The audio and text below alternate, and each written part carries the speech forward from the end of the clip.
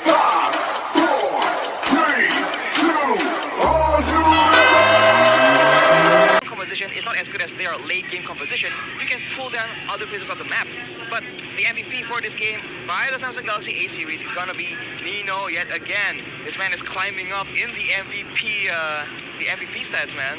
It's quite dangerous for the others in that stat. He's now tied with CW at 45 with this MVP. Yikes, man.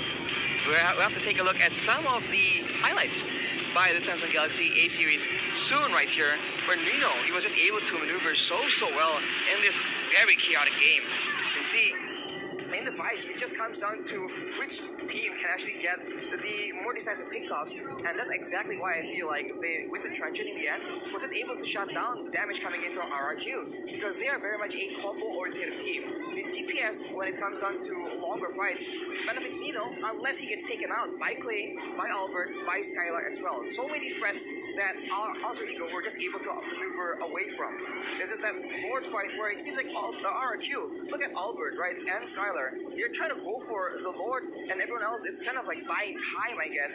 But I think it's a bit too greedy. They get the Lord eventually, but they lose a lot of members in the process, and they're unable to actually use it to its maximum potential. Here we go, with the Truncheon by 5, with the Truncheon by Udil, ensures that Albert doesn't get any of the kills, and once the combos are over, Nino just takes over, man. He's jumping around all over the place, and his last kill gets taken by Udil, but after that decisive victory, it's just a matter of time.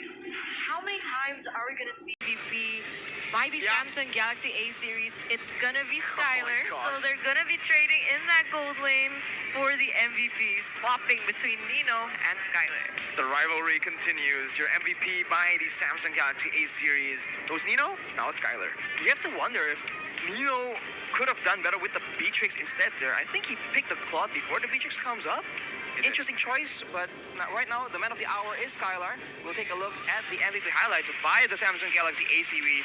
In the early game, he's just very passive.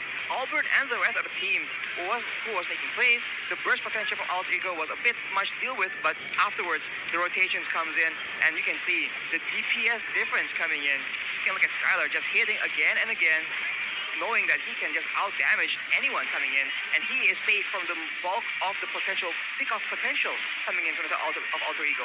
And look at that, Nibiru's passion, man. There's so much damage, followed up by that snipe from downtown. I wonder if we're gonna see, here we go. That's the recall cancel with that snipe. Unfortunately, we didn't get to see it directly, but in the fights, the damage canceled out. Pi chases him, but of course, the DPS is way too much. Pi almost actually kills him, but just barely enough right here.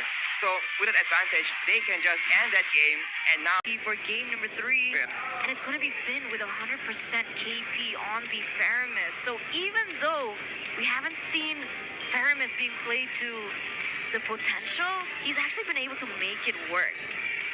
it's just used in such a very creative new way, I think, and one of the first teams to actually do so, I think. This is the MVP highlights by the Samsung Galaxy A series. Always at the beginning. The strategy for RRQ is pretty simple, right? We go for fights, and if they try and burst us down, we have the Cult Altar, and then afterwards we can do damage after that. So I really think that Alter Ego needs to play a bit more carefully. And right here is the only kill on the board for Alter Ego, but it comes at such a heavy price. And from there, it's just a whole downward trend. The gold lead keeps getting worse and worse at every turn. The Cult Altar is there, the Winter Truncheon, and despite everything being tried out by Alter Ego, focusing different people, setting Pi to just take away pressure from their base, eventually with the power of the Lord, because of the Bauman able to secure all the potential objectives on RQ, they're able to get the final fight so dominantly and end the game just like that.